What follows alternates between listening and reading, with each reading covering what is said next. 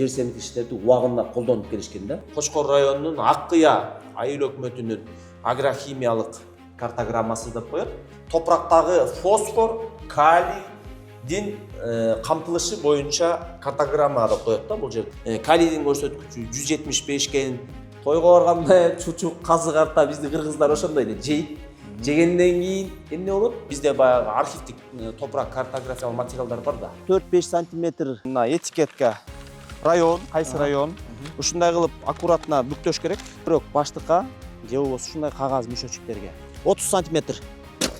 Ушул жерде мына мындай каттарда мындай кылып туруп аласыңар. Жердин анализин жыйынтыгын жана сунуштамасын берет да. Пландаштырылган өсүмдүк малина, кулпуна, ежевика, мурда өстүрүлгөн өсүмдүк беде 3 жыл. Бул жерде гумустун сапаты орточо деңгээлде экен. Жөнөкөй суперфосфат 1 гектарга 620-630 кг. Малина менен ежевиканыкы 350-360 кг калий, сульфат калийине муктаж болсо, а кулпунайга ага караганда азыраак.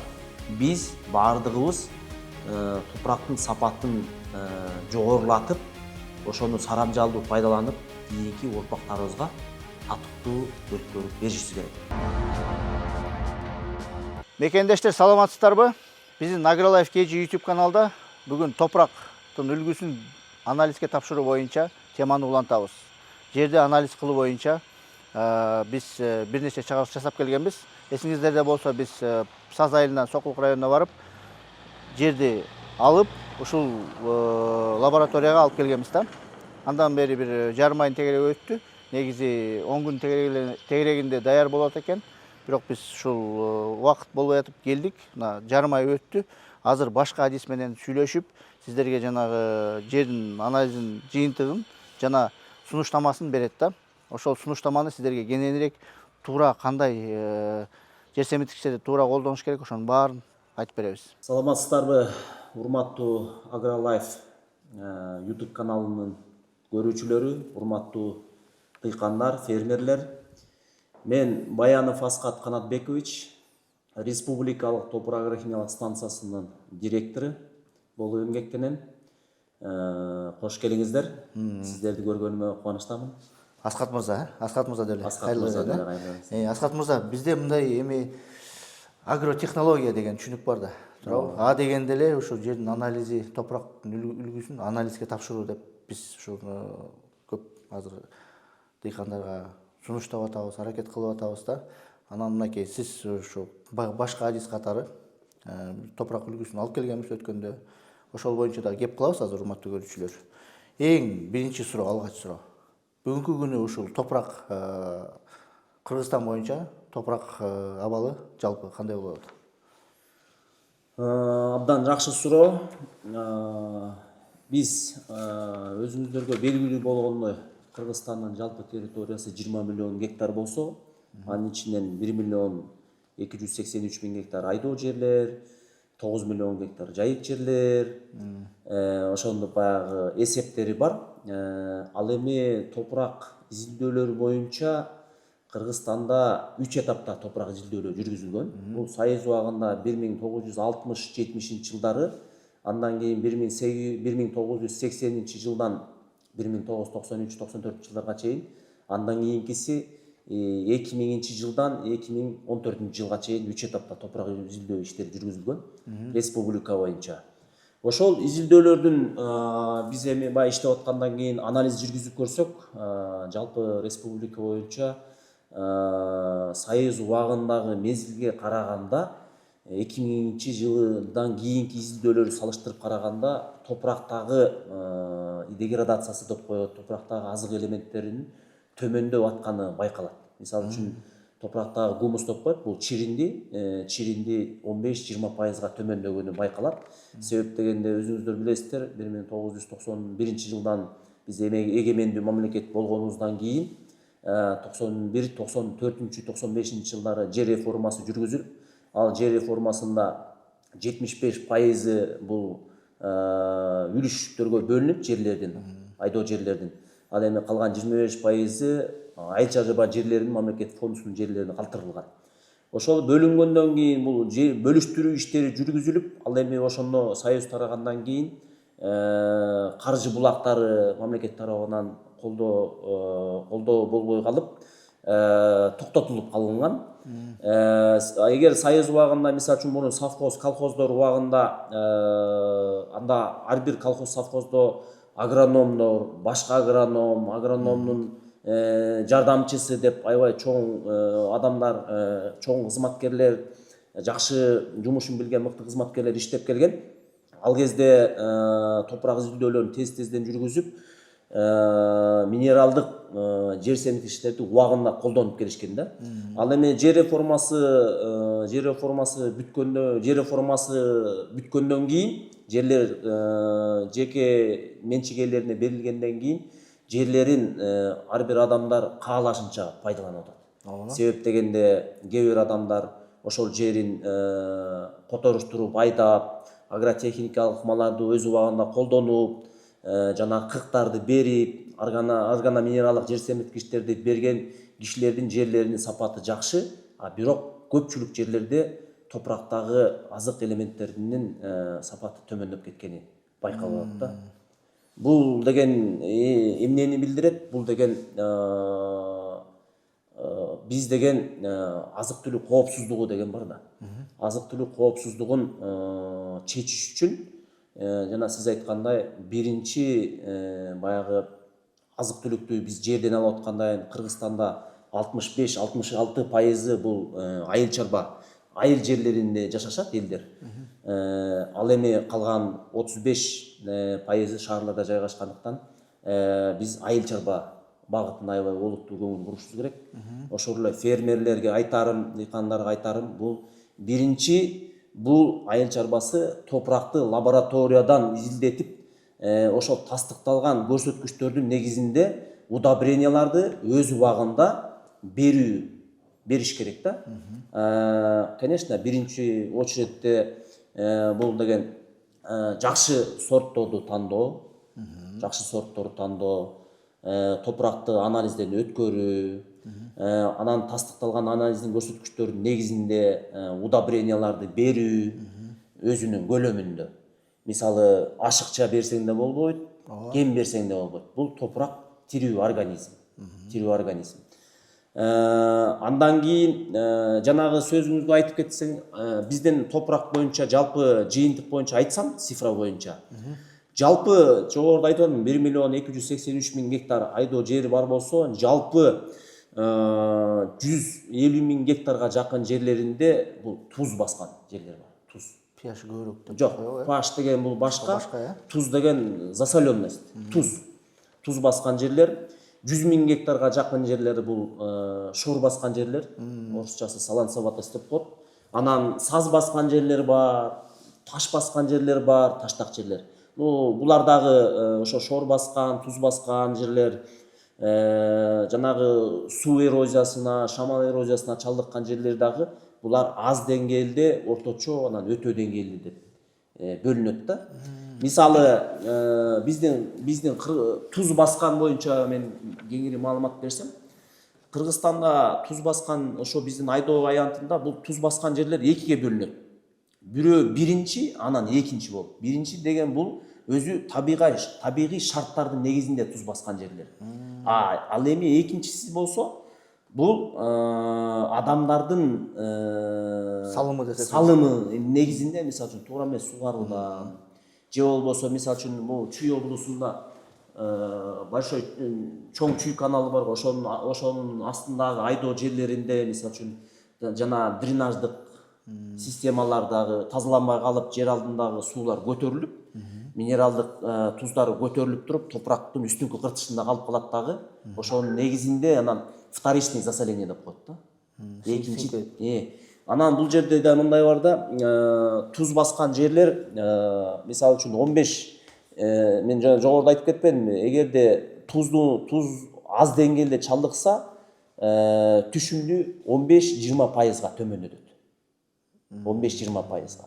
Эгерде ошол айдоо аянты орточо деңгээлде туздуулукка чалдыкса, ал жерлер 30-40% урожайность төмөндөйт. Эгерде ошол эле жер туздуулукка өтө деңгээлде чалдыкса, анда ал жерлер 80%-га чейин түшүмдүүлүк, жараксыз эле болот. жараксыз эле болуп калат. Мындай жерлерди биз бул систематически күрөшүшүбүз керек да. Бул жерге деген айыл өкмөтүнөн баштап, жөнөкөй фермерден баштап министерстволор баардык мындай комплексный иш-чараларды жүргүзүү керек. Бир жылда бүтпөй турган. Бир жылда бүтпөй турган иш. Жылдап. Мисалы үчүн бизге кээ бир дыйкандар келет. Мисалы мен ошо иштеп атып тажрыйбамда болгон. Кайсы жер экенин айтпай эле коеюн. Бирөөлөр бир жер сатып алам деп аткан. Анан сатып алам деп атыптыр. Теплица курам деп аткан экен. Анан алар кандайдыр бир себептер менен ошо мага чалып калышты, менин телефонумду чалып. Анан мен айттым, эгер ошол алып аткан жериңизди лабораториядан өткөрөлү, андан кийин айталы деп. Анан ошол жерден 5 гектар сугатайдоо жерди сатып алышкан экен. Анан ошол жерди сатып алганда лабораториядан өткөрсөк, орточо деңгээлдеги туздуулук чыкты. Эгерде аны ошол инвестор чоң суммада акчага сатып алмакта, чоң суммада акчаны влашт этмек.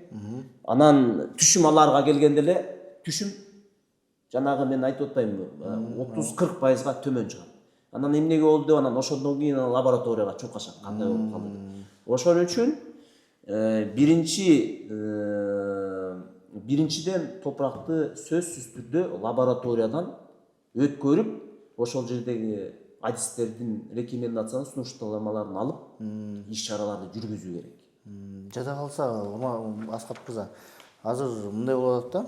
Жада калса арендага алып туруп, сатып алып туруп, азыр сиз айткандай вложение кылып туруп, андан кийин али анализге бербестен сатып алганга чейин деле кылып койсо болот экен, анын баарын. Мисалы, аракет кылып. Мисалы, сиз абдан жакшы көйгөйлүү жакшы суроо бердиңиз. Мен тажрыйбамда ошо иштеп атканда тажрыйбамда көрүп жүрөм. Кээ бир дыйкандар, фермерлер кайрылат. Мен дыйкандарга мындай сунуш айтмакмын. Эгерде бир жарандан ижарага жер алып атсаңыз, мисалы үчүн сиз 4 гектар же 5 гектар ошо 3 жылга, 4 жылга кайсы бир убакытка жерди арендага алып атсаңыз, айдоо жерлери. Ошол жерлерди мен сунуштамакмын. Ижарага берип аткан адам топурактарын лабораториядан алып келип өткөрүшсө. Берип аткан адам. Берип аткан адам. Себеп дегенде ал берип аткан адам биздин лабораторияга топурактарын алып келет. Алып келип өткөзөт. Өткөзгөндөн кийин биз ошол жердеги топурактагы азык элементтеринин сапаты кандай деңгээлде экенин көрсөтүп чыгарып берет биздин адистер. Анан биз ага эме беребиз, мүнөздөмө. Же болбосо сунуштама. Сиздердин мисалы Ак Суу районунда, Баланча, Ак Суу районунда Кыдыраке айыл аймагында жайгашкан 5 гектар жеринин топурагынын абалы, азык элементтери, мисалы үчүн фосфор, калий, азот, гумус, шордуулук, туздуулук деңгээлдери мындай деп туруп биз аныктама же болбосо сунуштамабызды берсек, ошол берип аткан адам, үлүш жерин арендага берип аткан адам, ошол тиги эмеге көрсөтүш керек өзүнүн жанагы договорчу келишимге. Республикалык топ программалык станциясынын берген аныктамасынын негизинде кийинки 4 жылдан кийин, 5 жылдан кийин мага кайрадан жеринди берип аткан мезгилде топурактын сапаттары ушул деңгээлде кайра өткөрүп бересиң деп. Кандай абалда тапшырса ошондой абалда. Кандай абалда тапшырса ошондой абалда мага өткөрүп бересиң деп ошол жанагы пункттарга кошуш керек.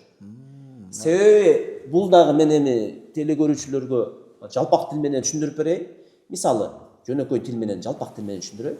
Сиздин жакшынакай машинаңыз бар. Camry мисалы үчүн 70-чи акыркы модель. Сиз бирөөгө арендага бердиңиз. 2 жылга же 1 жылга жазында бердиңиз. Күзүндө ушул малда кайра ноябрь айында алдыңыз. Ал Camry'нин баасы $20,000 абдан жакшы машина болсо, сизге деген ошону кайра талкалап туруп берип атканын сиз билбей каласыз. Сиз го машинени билесиз. Топурактан жөнөкөй адамдар, дыйкандар аны лабораториялык тастыктоонун негизинде билбесе, бул эң негизги маселе болуп эсептелет да. $20,000 алып туруп анан кийин мисалы үчүн 100,000 берип койдук деп коелу. Ал деген эмне деген чыгаша. Ошо эмне деген чыгаша. Анан бирок ал жерди кайра ошол машинени $20,000 машинени кайра оңдотушуп, кайра калпына келтириш үчүн ал мурунку арендага берген акчаңыздан да көп акча кетип калат да. Убакытта акча да кетет. ошондой эле убакыт да 1 жыл эмес. Убакыт, убакыт. Ал деген эмне деген иш-чаралар жүрүлөт туурабы? Ошондой иш-чаралар. Мынакей. Эми кыска айтып кеткенде, эгер жерди алып атса деле, берип атса деле, анализге биринчи тапшырып туруп, анан кийин договорлошкон туура болот экен да. Ооба. Азыркы биздин министрлер кабинетинин төрагасынын тапшырмасы менен быйылкы жылы 2025 жылдын февраль айында тапшырма берилген. 2026 жылдан баштап республика боюнча жер үлүштөрүнө, жер аянттарына агрохимиялык паспорттоштуруу деген. Эгерде ошол жобо ишке ашып өкмөттөн бекисе, Кыргызстанда жана жогоруда айтып кеттим го, 400 миңден ашык дыйкан чарбалар, үлүш ээлери бар. Ошол жерлердин баары жөнөкөй жарандар үчүн ал жерде 5 айдоо жерлерди 5 жыл сайын агрохимиялык паспорттоштуруу эмелерди алып турушу керек да. Себеп дегенде бул туура түшүндүрүш керек. Мен жогоруда айтып кетпедимби? Топурактагы азык элементтеринин сапаты төмөндөп баратат. Ошол эле кезде көрүп атасыздар, урматтуу дыйкандар, фермерлер, республика, жалпы дүйнө жүзүнүн калкыны бүгүнкү күндө 7 миллиард, 2050 жылдары ал 9 миллиардка чыгат деген эмелер, прогноздор бар да. И биздин Кыргызстанда дагы азыркы күндө 7 миллион болуп атса, алгы жылдары уже 9 миллион, 10 миллион адам болот. Биз аны кандай кылып ошол убакта азык-түлүк коопсуздугун, азык-түлүк маселесин кандай чечишибиз керек? Ошол жерлерди өз убагында лабораториядан өткөзүп, тийиштүү деңгээлде лабораторияда тастыкталган, илимий изилдөөлөрдө тастыкталган удобрениялар менен камсыздап жерлерге берип, ошол топурактын күрдүүлүгүн, топурактын сапатын жакшы деңгээлде кармап турушубуз керек. Биз өзүбүздүн ата-бабаларыбыздан ушул жерлерди алып калдык. Ошол эле биздин урпактарга жакшы сапаттагы топурак жер кыртышын берип кетүүгө биз милдеттүүбүз. Ошону дыйкан фермерлер туура түшүнүш керек.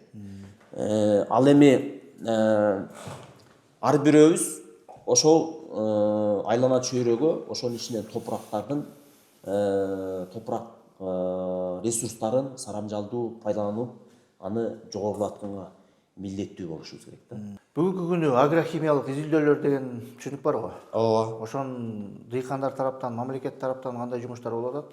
Ошол боюнча бир маалымат берип кетсеңиз.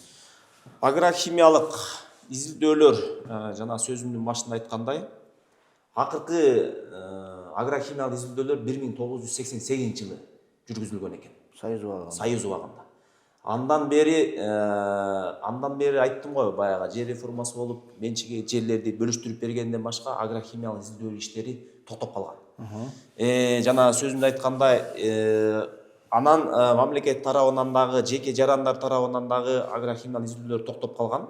Бирок бүгүнкү күндө республиканын ар кайсы тарабынан жанагы жерди жакшы иштеткен дыйкандар, ошо жерин баягы жерин жакшы маданият иштеткен жарандар өзлөрүнүн топурактарын бизге лабораторияга алып келип, лабораториядан өткөрүп, анан лабораториядан тастыкталган көрсөткүчтөрдүн негизинде агрохимиялык көрсөткүчтөрүнө өзлөрүнүн сунуштарын алууда. Анан эң негизги баса белгилеп айтып кетсем, Улуттар уюмунун азык-түлүк жана айыл чарба боюнча уюму бар. Ошондо ФАО. Ошол ФАО 2019 жылы биз алар менен келишимдин негизинде агрохимиялык изилдөө иштерин жүргүзгөнбүз. Алар каржылоо кылып беришкен бизге. Республика боюнча, Кыргыз Республикасы боюнча 38 миң гектар сугат айдоо жерине агрохимиялык изилдөө иштерин жүргүзгөнбүз. Кайсы жылдар болуп атат ошондо? 2019 жыл. Жакында эле 6 жыл мурун.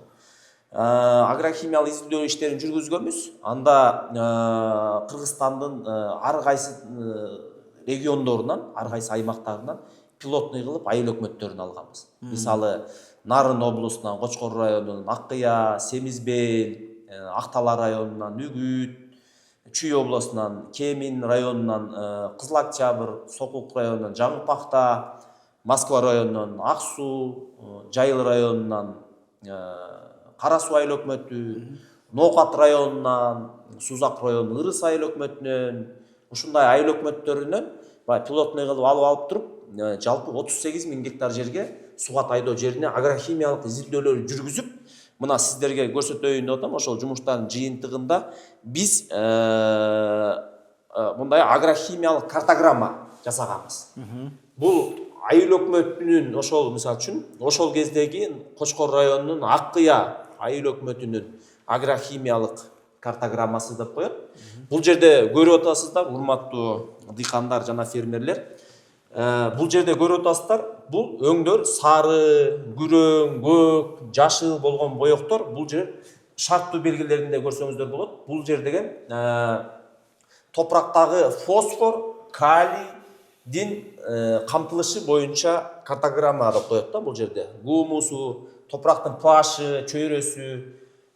Ушул жерде көрүп атасыздар. Ушул Аккыя айыл өкмөтүндө жалпы эле мен буга мисал келтирип атам.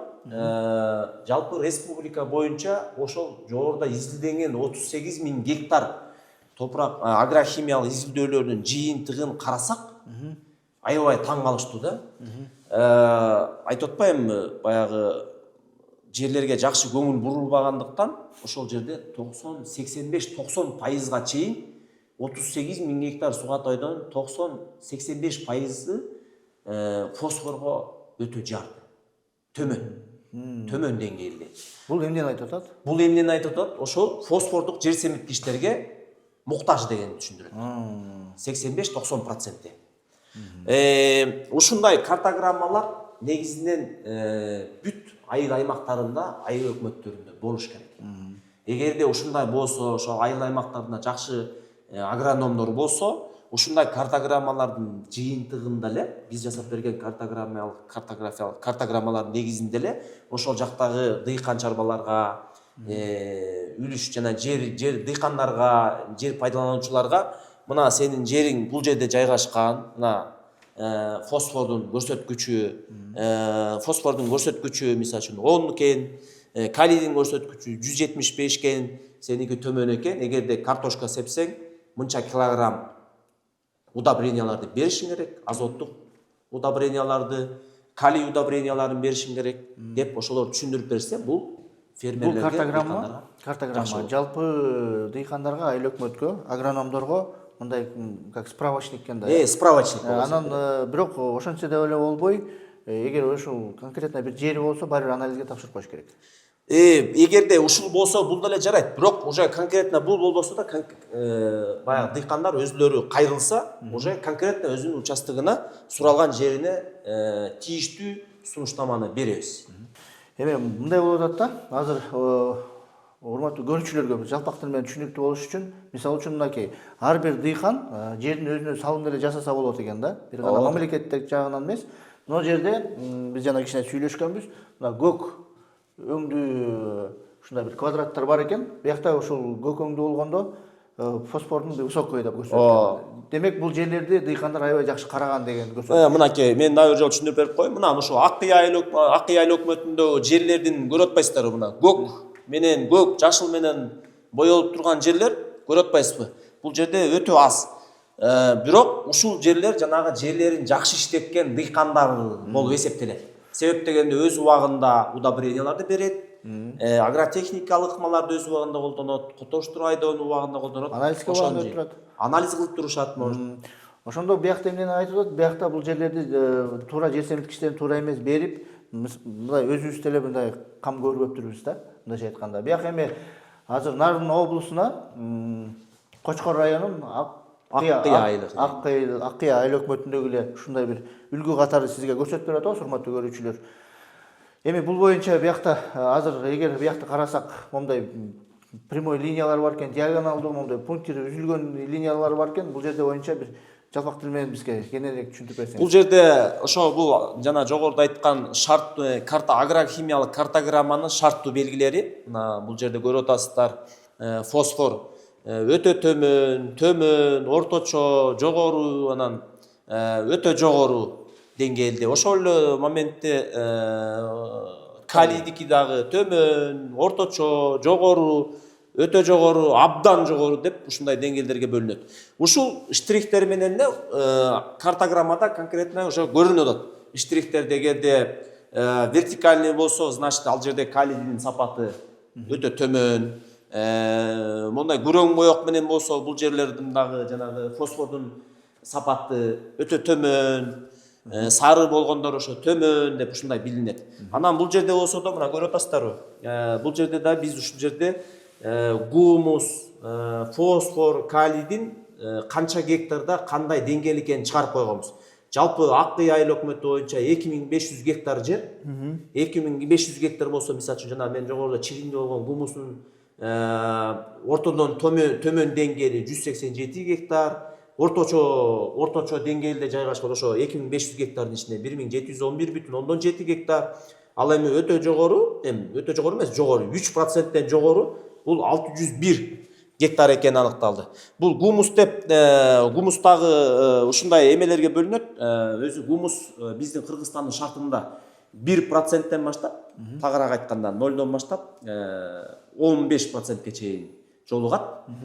Бул дагы мисалы үчүн Кочкор районунда негизинен ал жерде топурактардагы ар кандай түрлүүлөргө бөлүнөт да. Мисалы Кочкор районунда именно ушул айыл өкмөткө ачык куба күрөң топурагына мүнөздүү, ачык куба күрөң топурагынын сапаттык көрсөткүчтөрү ушундай. Ал эми көлдүн чыгыш тарабында мисалы үчүн коңур топурактары, андан бери Жети Өгүз районунда ачык коңур топурактары, аркы түптүн каркыра жагы орто гумустуу кара топурактар, мисалы үчүн чүйдө болсо дагы мисалы үчүн Бөлүнөт. шалба топурактары, күңүрт шалба топурактары деп топурактын бизде көптөгөн түрлөрү бар. Ушул эле Бишкекте эле мисалы үчүн өйдөкү зона деп коебуз. Топурагы башка, биз тартып калганбыз да көп эле.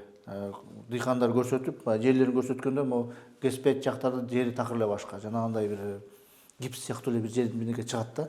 Ал жакта мындай эми ушул эле Бишкекти биз жалпы деп мисалы үчүн көл же нарын деп айтып атабыз. Бирок ошол эле бир өзүнчө райондордун өзүнчө бир мындай картадан эле бир эле аймакты эле караганда кантипедей бөлүнөт экен да. Ар бир топурак агроклиматтык зоналар бар да. 40 район болсо, ар бир жер шарты топурак климаттык зоналарына жараша, өсүмдүктүн түрлөрүнө жараша. Азыркы күндө ошо мен былтыр Москвадан барып, ошо Тимирязев академиясында барып окуп келдим эле. Ал жерде точное земледелие деген кирип атат да. Точное земледелие бул так дыйканчылык деген сөз да. Так дыйканчылык деген эмне? Так дыйканчылык деген ошол жердин так санын билүү, так топурактын азык элементтерин билүү, анан кандай сортторду тигиш керек, кайсы маалда сугарыш керек, кандай деңгээлде бүт баарын ошондой эме иш-чаралар жүргүзүлүп атат да. Анан дыйкандарга да айтып кетерим, урматтуу дыйкандар, бул топурак бул тирүү организм. 1 сантиметр топурак 100 жылдан 200-250 жылда барып образоваться этилет. Пайда болот. 1 сантиметр. Эми ойлоп көрүңүз. Биз экөөбүз картошка, буудай сепкен жер кыртышы канча? 30 сантиметр. Эми 30 сантиметрди 3000 жылдан 9000 жылга чейин пайда болот. Ойлоп көрүңүз. 30 сантиметр топурак кыртышы. Ошон үчүн топурактарга аябай аяр мамиле кылышыбыз керек. Дайыма ар дайым лабораториядан өткөрүш керек. Тастыкталган лабораториялык көрсөткүчтөрдүн негизинде удобренияларды өз убагында бериш керек. Мисалы азот. Эгерде жерде азотту билесиз да, абада азот 75% болот. Аны абадагы азотту тиги чанактуулар, тукумундагы өсүмдүктөр, эспарцет, карабеде, бурчак, ушулар абадагы азотту жалбырагы аркылуу сиңирип алып, тамырындагы бактериялар аркылуу топуракты азотко байытат. Эгерде сиз ошол топурактагы азоттун көрсөткүчү өзү жеткиликтүү деңгээлде болсо, сиз билбей туруп ага кошумча дагы азот жер семирткичтерин берсеңиз, анда жаныбарларга, адамдарга терс таасир Ол селитра берет деп эле бере беребиз го. беле бербеш керек. Бул дагы тирүү организм. Анан бул дагы мисалы үчүн сиз кандай кыласыз? Мисалы тойго барасыз. Тойго барганда чучук, казы карта бизди кыргыздар ошондой эле жейт. Жегенден кийин эмне болот? Келдиңиз, эртеси көк чай ичесиз, 1-2 күн өзүңүз баягы калыбыңызга келгичекти жеңил тамак менен тамактанасыздар. Топурактагы ошондой. Ошондой ооба.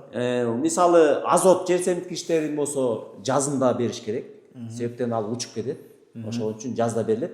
Ал эми фосфор, калий жер семирткичтери күзүндө берилсе туура. Себеп дегенде кыштай ошолор баягы жер алдында жатып ээрип, жазында өсүмдүктөрү себилгенде ошол баягы топурактагы ошол жер семирткичтер фосфор, калий уже даяр болуп калат. Баягы алар ошол элементтер уже тамыр аркылуу азыктанга даяр болуп калат да.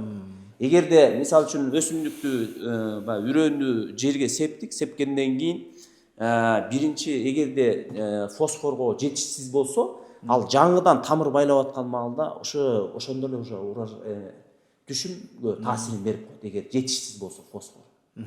Асхат мырза, мынакей күздө деп күзгө токтолбойлу, күздө азыр ошол жана калий, фосфор деп атабыз. Ошону деген анализге тапшырды. Сиз агроном сунуштамаңызды бердиңиз, мынча бер деп өзүнүн өлчөмүн айттыңыз, туурабы? Анан ошо анализ бергенден кийин ошону берип туруп жерди айдатып иш керекпи, же ага чейин деле бере берсе, же айдаткандан кийин деле берсе болобу? Жок, мисалы кандай, күзүндө ушу сентябрь, октябрь айларында топурак үлгүлөрүн келип бизден өткөрүп, канча деңгээлде, канча көлөмдөгү жер семирткичтери берилиш керек болсо, ошону фосфор, калийдин 60%-ын күзүндө бериш керек. Жазында 60-65%, жазында 30-35%-ын жазында бериш керек. Ушу жер айдаганга чейин берип коюш керекпизби, же жер айдаганга чейин? Айдагандай, себеп дегенде топуракта аралашыш керек, аралашыш керек, сиңириш керек. Ошондой. Мынакей урматтуу көрүүчүлөр, ушул эми биз кээ бирде баягы көп тартып калабыз да. Ушул нерселерди мисалы үчүн мен деле билчү эмесмин да. Ошон үчүн баягы точный вопросторду берип атканым ушул. Ушул картограмма боюнча, жалпы агрохимиялык боюнча бир негизи бул боюнча деле аябай көп сүйлөшсө болот экен. Биз азыр мен жыйынтык чөчүп бир суроо берип кетейин. Ошо менен анан кийинки темага өтөлү. Ушул жумуштарды кылыш үчүн ошо 19-жылы кылып алдыңар беле? Силер ушуну канчалык ошол оңой, дыйкандар өзүлөр бир айыл бийлигип туруп кылып койсо болобу, же мындай бир канчалык бир оңой жасаса болот, же кыйынбы? Абдан жакшы суроо. Ошол бир айыл өкмөтүндө же болбосо бир айылда, мисалы бир айылда биз азыр айыл аймактардын ичинде ар бир айылдын өзүнүн границалары бар. Ошол колдон келсе айыл аймагы боюнча ошол дыйкандар баары биригип, ушул жерди акчаларын биз эми келишим негизинде биздин жерлерди изилдеп ушундай картограмма түзүп бизге бериңиздер дешсе, биз келишим негизинде ал жумуштарды аткарып бермекпиз. Себеп дегенде дыйкандарга да жакшы, бизге да жакшы. Себеп дегенде биз бир бардык 5000 гектар жерди бир изилдеп туруп, топурак үлгүлөрүн алып, өзүлөрү дыйкандар көрсөтүп, жерлерин көрсөтүп берип, өзүлөрү жардам берсе, топурак үлгүлөрүн алып туруп, келип лабораторияга өткөрүп, өзү негизи бул агрохимиялык изилдөө жумуштары төмөнкүдөй этаптардан турат да. Биринчи даярдоо этабы. Даярдоо этабына кандай, мисалы үчүн сиз кайрылдыңыз, ушул айыл өкмөттө 5000 гектар жерди изилдеп бергиле дейсиз. Анан сизден биз картографиялык материалдарды сурайбыз, кайсы жерде жайгашкан. Картографиялык материалдарды көрсөтөбүз. Анан бизде аны анализдейбиз, кайсы жерден топурак үлгүлөрүн алыш керек, кандай кылып жасаш керек деп уже подготовительный период жумуштарды жасайбыз, сметасын чыгарабыз. Канча адис иштейт ошол жерде, тала изилдөө иштерине канча адис иштейт, кандай иш чаралар жүрөт, лабораториядан канча анализ чыгат, баарын бул даярдоо иштеринде даярдайбыз. Андан кийин анан тала изилдөө иштерине чыгабыз. Ошол жерге тала изилдөө иштерине чыкканда ар бир ушу бир ал жерге уже 5000 гектарга бир 20дай баягы иштеген кишилер керек. Адистер керек. Адистер менен именно топурак үлгүлөрүн алганга аябай көп киши талап кылат. Гектарлап жерди алганга. Гектарлапчы. Анан ал жерде ошо жана мен айтып атам, даярдоо иштеринде мисалы үчүн могул жерде көрүп атасыздар да. Мунун баары эле агрохимиялык жана 5 көрсөткүч боюнча иш алып барылбайт. Себеп деген эгерде крупный, чоң масштабтагы жерлерди изилдегенде значит ал жерге 100 гектарына же 50 гектарынан бир кошумча 0,30-30-50 сантиметр тереңдиктен туздуулукка, ана шордуулукка топурак үлгүлөрүн дополнительно кошумча алышыбыз керек болот да. Ар бирөөнөн ала бербей, ошо биздин адистер билет кайсы жерден алыш керек. Ошону баягы текшерип, байкоо жүргүзүп коюшубуз керек да. Анан ошентип талаа изилдөө иштери жүргүзүлгөндөн кийин жанагы этикеткалар, топурак үлгүлөрү алынып, этикеткалары коюлуп, анан биздин алып келип ведомство түзүлүп туруп, анан биздин лабораторияга өткөзүлөт топурак үлгүлөрү. Кайсы анализдери жасалат. Анан биздин лаборанттар өзүнүн топурак изилдөө лабораториянын шартында изилдеп, бизге ошонун жыйынтыгын беришет адистерге, агрохимиктерге, топурак изилдөөчү адистерге. Анан алар ошол жерден алып алып, анан ушундай ГИС, геоинформационный система деп коет, жаңы система. Ошол жерлердин анан картограммасын түзөт. Себеп дегенде, мисалы үчүн, кайсыл жердеки, мисалы үчүн, бул жерде кандай төмөн сапатта гумустук боюнча бир чогултулат, топурак, фосфор, калий ошолордун өзлөрүнүн деңгээлдерине жараша чогултулуп, анан аягында мындай цифралар чыгат. Буларды жана жогоруда айтып өттүм, геоинформационный система, геомаалыматтык системада буларды жөнөкөй жанагы планета Земля деген жанагы карта, Google карта бар го. Ошого KML формат деп коет. Ошол KML форматка өткөрүп деле берсек, жөнөкөй жаран өзүнүн жерин басып, телефонунан деле көрүп алат. Канча заман болуп да. Заман бак. Азыр ошондой эмеге биздин адистер даярдалып иштелип атышат. Аябай жакшы экен да. Ушул жалпы процесс, мисалы үчүн бир айыл, ынтымактуу айыл деп коелу, бир келип кайрылды. Ушул процесс канча убакытта бүтөт? Канча иш болуп кетиши мүмкүн? Эгерде мен жана жогоруда айтпадымбы?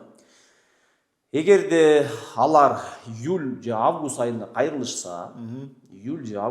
кайрылышса, биздин адистер сентябрь айында же октябрь айында талаа изилдөө иштерин жүргүзсө, андан келип лабораториялык изилдөөлөр жүргүзүп, күздө эле лабораториялык изилдөөлөр жүргүзүп, жазга даяр болуп калат, февралдарга. Бат экен да. Февралдарга даяр болуп калат. Бул жерде эме да, баягы жумуштун көлөмү. Алар канча гектарга, мисалы үчүн, эме беришет, заказ беришет. Эгерде көп территорияга жасаса, анда мисалы могу 2,5 гектарды ошо 1-2 айдын ичинде бүтүрүп койсок болот. Июльда баштап туруп, жазга даярдап койсо болот экен. Июльда баштап туруп, мисалы үчүн могу 2,5 гектарды берсе, июльда баштасак, уже там даже эмелерде ноябрь, декабрда берип коебуз. Бул эми объем да. Эгерде Кыргызстанда жана жогору айтпадымбы, 1,283,000 айдоо жер бар. Ошону бизде анан филиалдарыбыз бар. Түштүк аймактык топурак агрохимиялык станция. Агрохимиялык станциясы бул Ош шаарында Кашкар Кыштак деген айылында жайгашкан. Ал жерде да биздин ошол жерде бир филиал бар. Аякта да адистер иш алып барып атышат. Анан ушу Бишкекте Республикалык топурак агрохимиялык станциясы 2 филиалы бүгүнкү күндө иштешет. Анан кээ бир лабораториялар бар. Азыр көрүп атасыз кадрлардын жетишсиздиги. Адис жетишпейт. Бул мисалы бул лабораторияда иштеш деле лабораторияда иштеш, анан мисалы мындай да болуп атат да. Мисалы мен анан мияктагы баягы тажрыйбалуу адистер топуракты мисалы үчүн бир жерден алып келди деп коелу. Чоң кеминде тиги жерде каштановый, коңур топурактары же кара топурактары жалдыккан. Ал жерде мисалы үчүн туз шордун чыгышы мүмкүн эмес. Жок ал жердечи. Вдруг лабораториядан жаңы келген адис ошондой кылып чыгарып койсо, уже биз билебиз, андай болушу мүмкүн эмес депчи. Ал жерлерди, силердики туз шор деп уже ошону билген, ошол жерге барып иштеп көргөн, жер шарты кандай экенин билген адистер иштесе, жакшы жыйынтык болот да. Уже примерно уже аяка баратканда эле могу жер момундай болуш мүмкүн. Эгер момундай чөтө көрсөткүч сомнительный чыгып калды, мындай болушу мүмкүн эмес деп уже алтынга тажрыйбалуу эле адис алып калса. Аны мисалы бизге кайрылса, мен обязательно баягы сурайм, кайсы жерден келди, картаңарды көрсөтүп бериңиз деп. Картадан көрсөткөндө бизде баягы архивдик топурак картографиялык материалдар бар да. Ошол жерден карап эле анан уже эле мындай предварительно билебиз. Бул көрсөткүчтөрү мындай болушу керек, чыкпашы керек депчи. Эгер чыгып калса, эмне себептен андай болду деп перепроверка кылып коесуң. кайра проверка кыласың, ушундай. Урматтуу дыйкандар, фермерлер, эң негизгиси бул агрохимиялык изилдөөлөрдүн эң негизгиси болуп, бул топурактарды туура алуу эрежеси. Лабораторияга топурак үлгүлөрүн туура алуунун эрежесин мен сиздерге азыр көрсөтүп берсем. Анан топурак үлгүлөрүн азыр мен сиздерге көрсөтүп берем. Эгерде жерлериңер 5 гектар болсо, 1 гектар болсо, 2 гектар болсо, кайсы культураны эгип атсаңар, 4-5 точкадан алыш керек да. Азыр 1 точканыкын көрсөтүп берейин, анан калганын айтабыз. Мынакей, ушундай кылып казыш керек. 30 сантиметр кылып. 4 буштук кылып тегерегин казсаңыз болмок. Ошондо 4 буштук биринчи казылып атабы ошондо, э? Биринчи даярдап атат азыр. Тазалап алыңыз.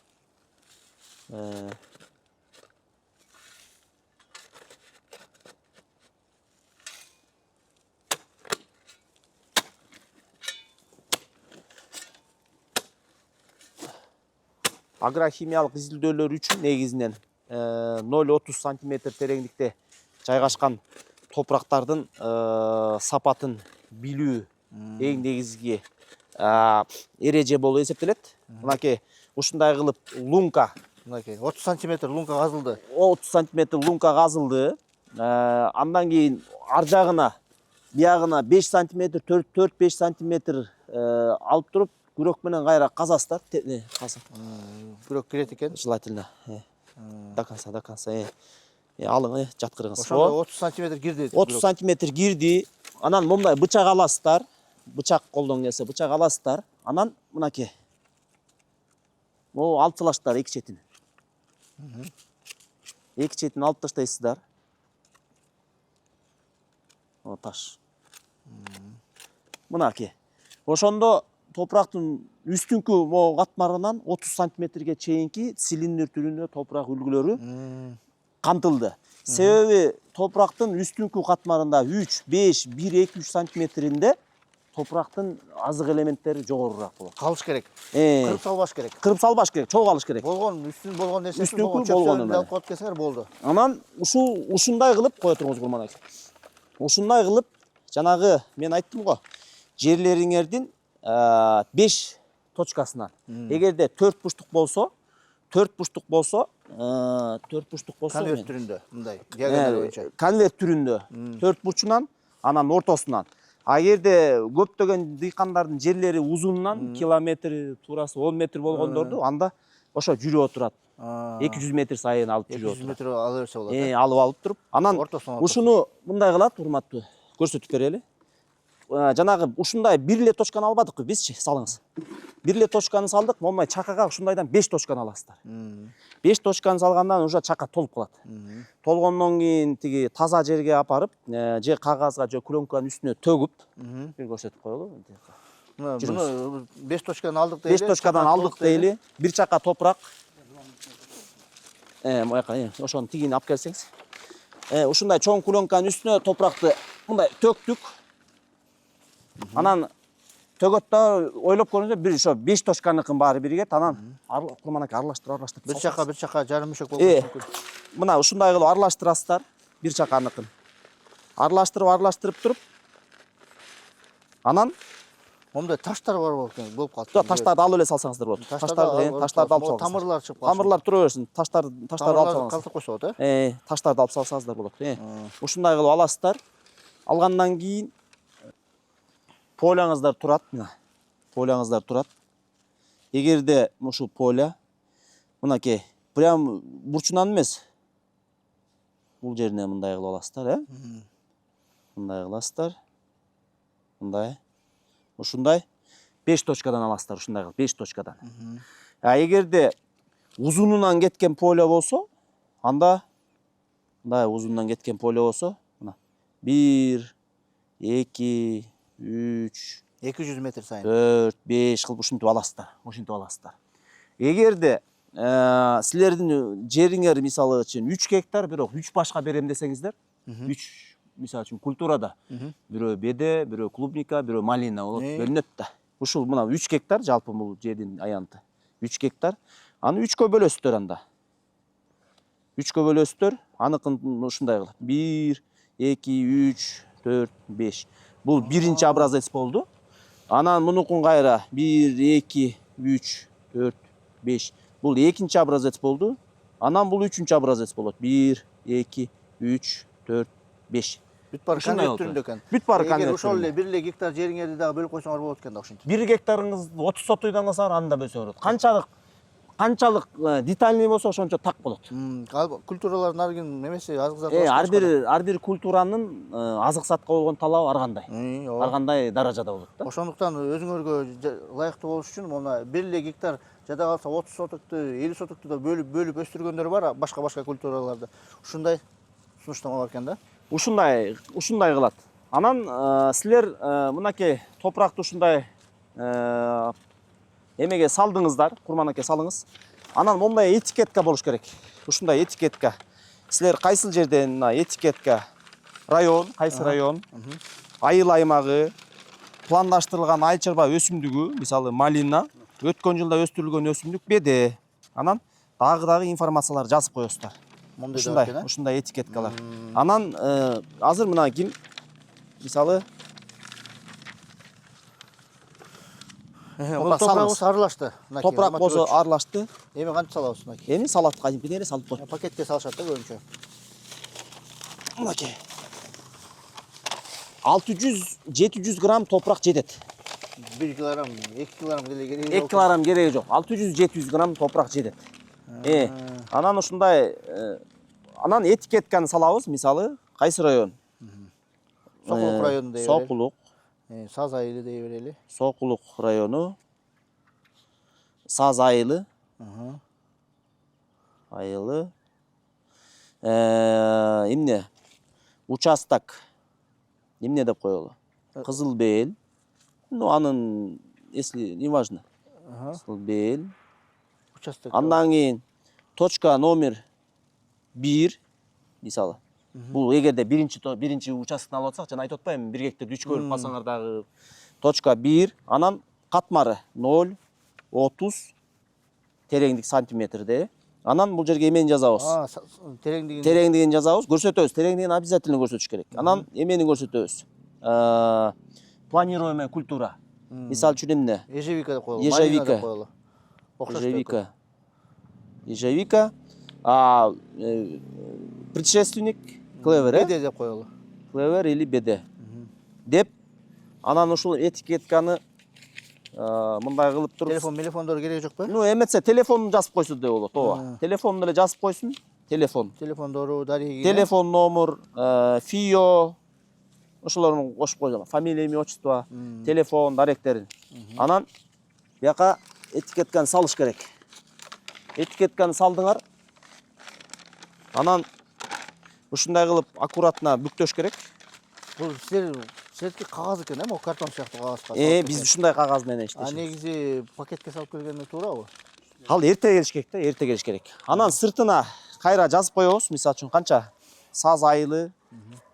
Саз айыл жана этикеткада жазылган данныйларды кайра бияка жазып коюш керек сыртына. Кайталап эле коесуз. Кайталап эле. Себеби мындай болуп калат. Адистер баягы чоң көлөмдө жумуштарда иштеп аткан жана 2000 миңдеген гектарларда иштегенде адашып калат. Себептен этикетканы тигиникин алмаштырып алган болуп, сыртынан эле карап сорттоп койгонго. Тактап коебуз. Сыртынан эле сорттоп койгонго. Муну бир баса белгилеп этпейлиби биздин көрүүчүлөргө? Буякта мынакей кагазга салып атат да. Мынакей 300 грамм, 400 грамм жетет деп атат. 500-600 грамм. Мына бир мүшөк анан бир чакалап деле Кереги жок. Кереги жок экен. Анан буяка кагазга салып атышат, буякта эрежеси ошондой окшойт, кагазга. Кагазга салыш керек. Эгер пакетке салып келсе, анда эртерээк алып келиш керек. Чүпүрөк баштыкка же болбосо ушундай кагаз мешочектерге салыш керек да, желательно. Пакеттерге жана полиэтилен пакеттерге эми айла жок, аны эрте алып келиш керек. Себеп деген аны коюп коюп анан 10 күндөн кийин алып берген ал уже дем алат да, эме болуп калат. Сроктору кайсы убакыттын ичине алып келиш керек? Муну топурак үлгүлөрүн эгерде кургак болсо, мына бүгүн алсаңар 2-3 күн ичинде жеткирип келсе жакшы болот. 2-3 күн ичинде. Ооба.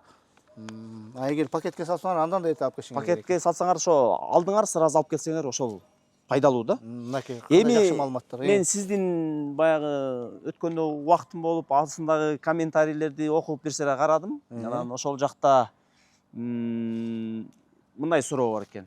Эгерде көп жылдык мөмө жемиш бактарын теге турган болсок, топурак үлгүлөрүн кандай алыш керек деген. Биз азыр ежевика алдык. Азыр ежевика алдык. Эми жанагы алма, өрүк, багбанчылык ошолорго топурак үлгүлөрүн кандай алат, ошону көрсөтүп коелу. Урматтуу дыйкандар, багбандар, фермерлер, мен сиздерге азыр көп жылдык мөмө жемиш бактарактарына, багбан алмага, жанагы жаңгак, гиляс ушулөгүнөн бактарактарга отургузганда алардын тамырлары жаңы отургузганда эле 50 сантиметрге чейин тереңдикте отурат. Ошонун топурак үлгүлөрүн алуунун тартибин көрсөтүп берейин. Бул жерде мына көрүп атасыздар, жана биринчи агрохимия боюнча көрсөттүм. Азыр бул 50 сантиметр тереңдикте каздык.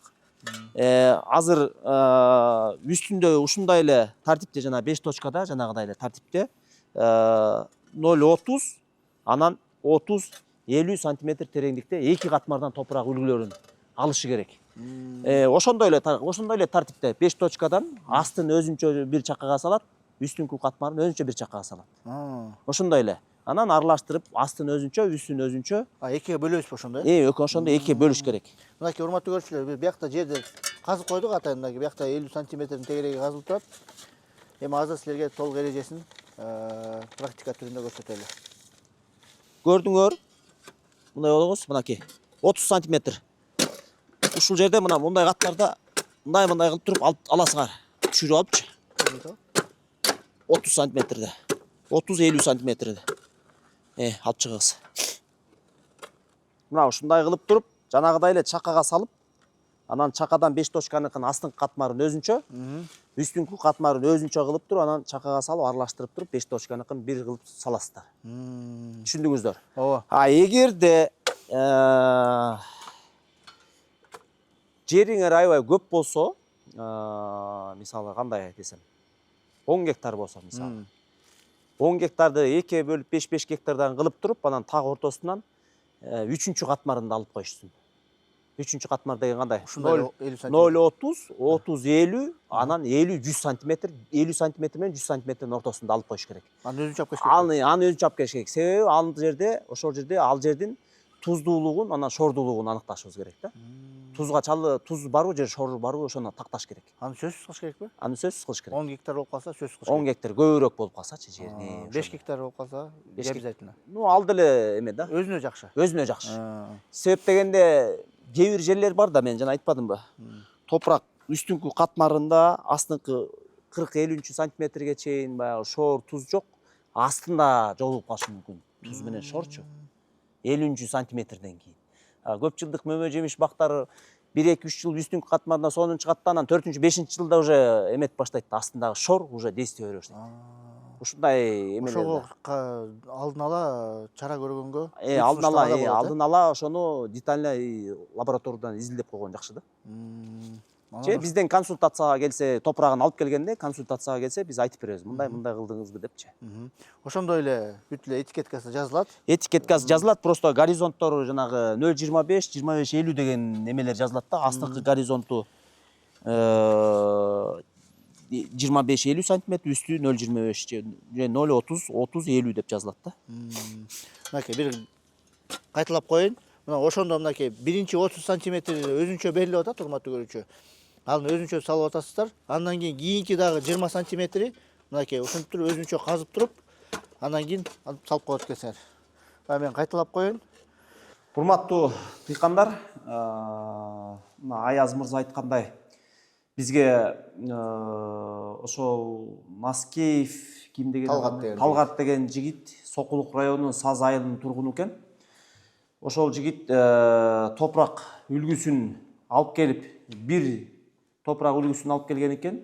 Анан келип бизге кайрылып, бизге катталып, анан ушуну 6 октябрь күнү 863 деген келишим түзүлгөн.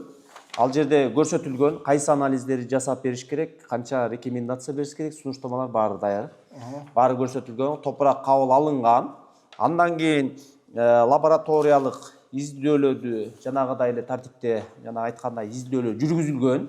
Бул жерде болсо мынакей лабораториялык анализдердин баары мына 283 протокол. 283 протокол. Бул жерде топурактагы азык заттардын, мисалы, мына пландаштырылган өсүмдүк малина, кулпунай, ежевика, мурда өстүрүлгөн өсүмдүк беде 3 жыл, топурактын чөйрөсү көрсөтүлүп атат, гумустун составы, жалпы азот, фосфор, калий, анан сиңирүү сыйымдуулугу, сиңирилген натрий деп коет. Бул топурактардын шордуулукка чалдыккан деңгээли, ошондой эле туздугун дагы тактап айтканда толук анализге берилген экен. Анын негизинде 8 анализге берилген экен. 8, 9, 10. Бuyakta механикалык курамында аныкталып атат. И туздуулугу да аныкталып атат. 10 жалпы 10. Жалпы 10. 10 көрсөткүч боюнча. Анан лабораториядагы биздин лаборанттар ушундай жыйынтыгын чыгарып, анан биздин адистерге алып келет. Анан биздин адистер ушундай сунуштаманы даярдашты. Эми ошол Сокулук районунун Саз айылынын топурагын айтсак, бул жерде гумустун сапаты орточо деңгээлде экен. Тактап айтканда 2,9%. Топурактын чөйрөсү жакшы экен, шордуулукка, туздуулукка чалдыкпаптыр. Бирок азот, фосфор, калийдин сапаты төмөн экен. Жогорулуш керек. Төмөн экен. Фосфор орточо деңгээлде экен, калий төмөн деңгээлде. Жалпы азот төмөн деңгээлде экен да. Бирок эң негизги коркунуч бул шор менен туз жок экен. Эгерде жер шор менен тузга чалдыкса, ал жерди мелиорациялык иш-чараларын жүргүзүш кыйыныраак. Анан бул комплекстин жүргүзүш керек да. Бул мисалы үчүн ошол жерде канча 500 гектар же 100 гектардын баарына жүргүзүш керек. 100 гектардын ичинде бул кишиники 3 гектар эле болуп калганын баарыныкы болсо, баары все время ар дайым жер алдында динамика жүргөндөн кийин өзүнүн таасирин берет. Жакын турганда. Эң негизи ошо айтып аткан туз менен шорго чалдыкпаптыр.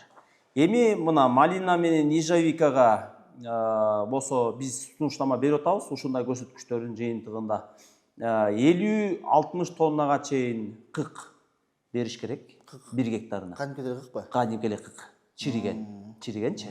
Андан кийин кык бергенден кийин азот эмесинин кереги жок. Фосфор, жөнөкөй суперфосфат 1 гектарга 620-630 килограмм. 620-630 фосфор левелде атабы, азот кереги жок. Фосфор. Аммиачный селитр кереги жок. Себеп дегенде буякта кык берилип атат да. Андан кийин калий. Калий болсо 350-360 килограмм. Бул жерде сульфат калийдин сульфат калий жана хлористый калий болуп деп бөлүнөт да. Сульфат калий именно ежевика, малина, кулпунайларга ушул сульфат калийин колдонуш керек. Хлористый калий кичине туздуу болгондуктан ал өзүнүн терс апаттарын. Алында деген баягы pH биздин Кыргызстанда pH топурактын чөйрөсү негизинен нейтралдуу, анан слабошелочный, сильношелочный болуп бөлүнөт да. Эгерде бул жерде топурактын чөйрөсү 7,18 дейт, эгерде хлористый калийди бере турган болсок, анда ушул жерге кичине өзүнүн эмесин баягы топурактын чөйрөсү кичине слабошелочныйга чейин көтөрүлүп кетиши мүмкүн. Ошон үчүн биз сунуштайбыз сульфат калийин, именно ушул малина, ежевикага, кулпунайга сульфат калийин сунуштайбыз. Хлористый калий эмес. Хлористый калий эмес. 350-360 килограмм сульфат калийин берет. Ал эми кулпунайга болсо 460-470 килограмм жөнөкөй суперфосфат берилет. Калий болсо сульфат калий 260-270 килограмм. Мына көрүп атасыздар, ушул эле топурак бир эле көрсөткүчтөр, бирок көрүп атасыздар, мисалы үчүн малина менен ежевиканыкы 350-360 килограмм калий, сульфат калийине муктаж болсо, кулпунайга ага караганда азыраак 260-270 килограмм. Көрдүңүзбү? Себеп дегенде кулпунайдыкы менен малина, ежевиканыкын өзүнүн потребности көбүрөөк. Айырмасы бар да, кичине, көрдүңүзбү? Кулпунайдыкы 260-270 килограмм болсо, эменики малинаныкы 350-360 кг. Ошол эле суперфосфат, жөнөкөй суперфосфат кулпунайга 460-470 кг керектелип атса, ал эми малина, ежевикага 620-630 кг керектелет. Буну эми кайсы малда берип коюш керек? Ушуну күзүндө жанагы сөзүмдүн башында айткандай 60-65% бериш керек. Ар бирөөнүн түбүнө көмүп, ана калганын болсо жазында. Жазында бериш керек. Мисалы үчүн отургуза элек болсо, мисалы үчүн бул жерине эчтеке отургуза элек да. Ушул азыр 65%-ин айдаганга чейин иштеп туруп азыр отургуза элек да, азыр сээп коюш керек. Жок, ошо айдай элек жеринчи. Сээп туруп анан айдап салыш керек. 65%-ин берип туруп айдап салыш керек. Айдап кышы менен жазга чейин даяр болот дагы, анан отургузаардын алдында дагы калган 35%-ин берип коюш керек.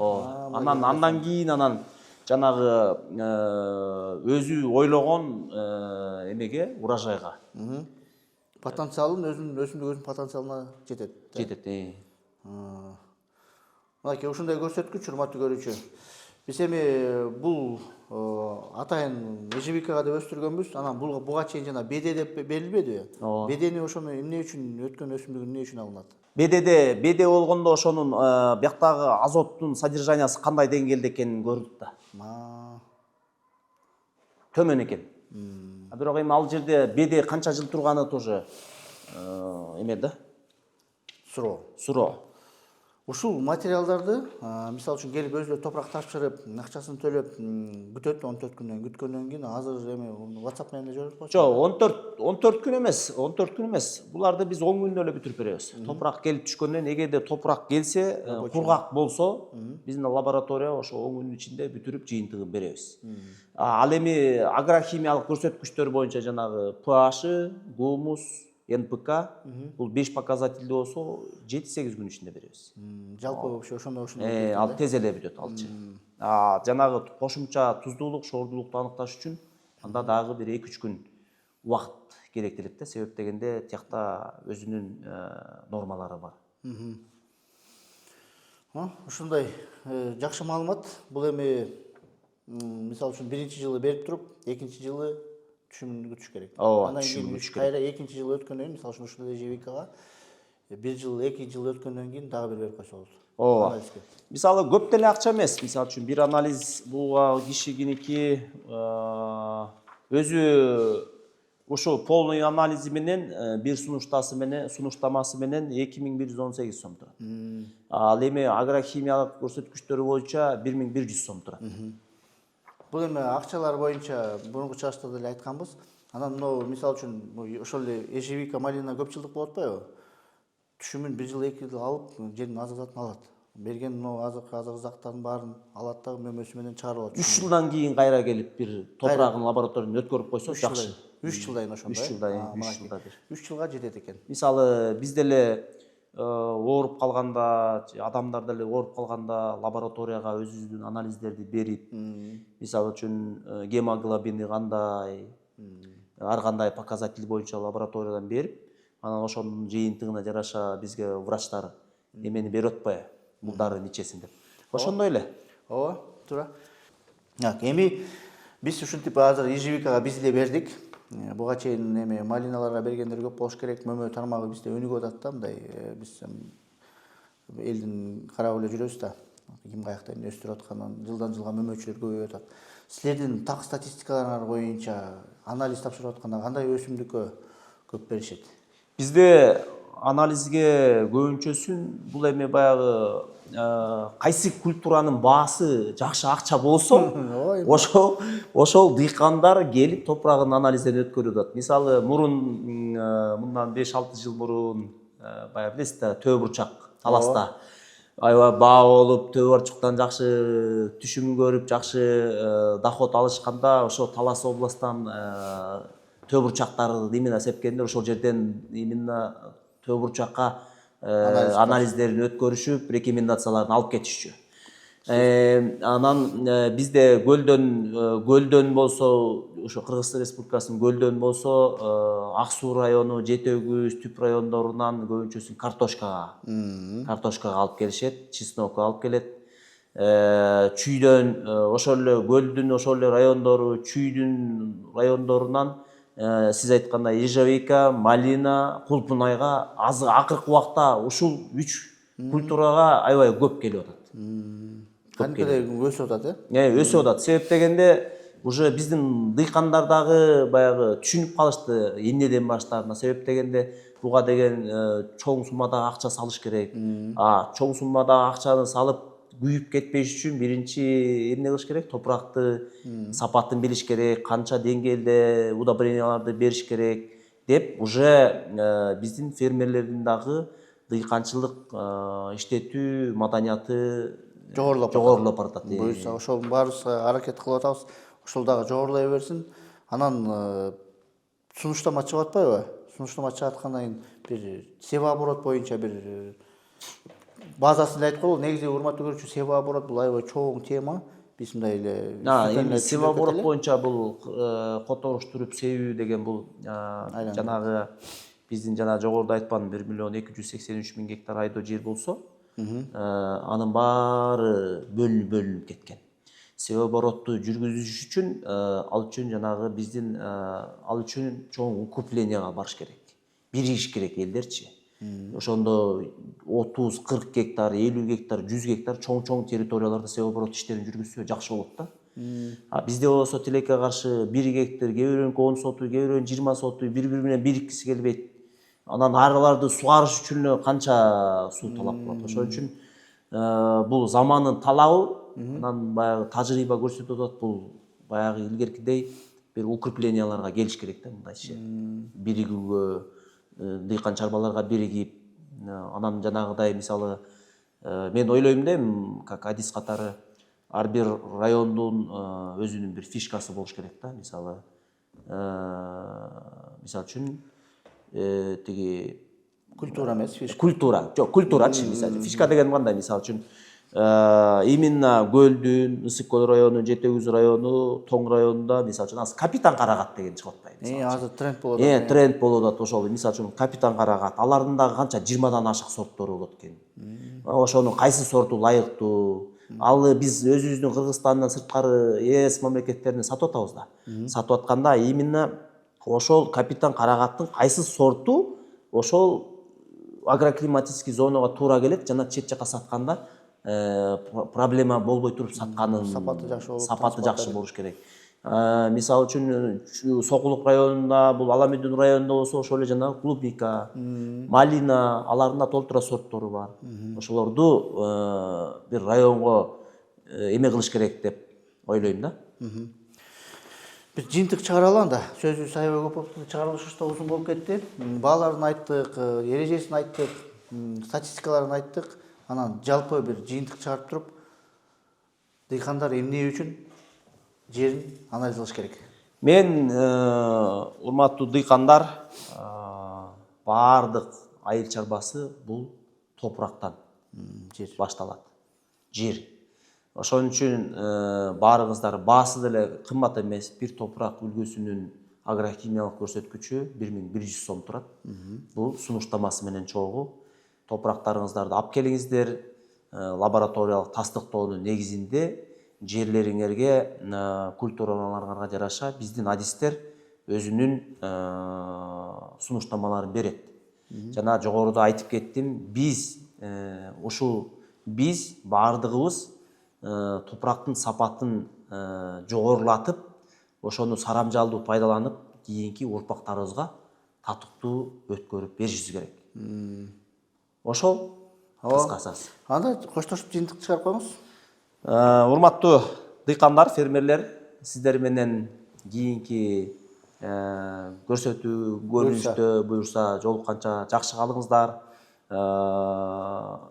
Эл эмгегин жер жебейт дейт. Ошо жакшы маданияттуу дыйкан чарбасын жүргүзүүңөрдү сунуштайм. Сизге да рахмат. Ушинтип маалымат, ким маалыматка ээ болсо ал дүйнөнү башкарат деп атпайбы? Сиз да ушинтип элдерге ушул өнүгөн жакшы специалисттерден маалымат алып, аларды ушу YouTube аркылуу элдерге жайылтып атасыз. Сизге да ден соолук, ишиңизде ийгилик болсун. Элдин кызматына ар түрдүү жүрө бериңиз. Рахмат сизге да. Ийгилик болсун. Рахмат.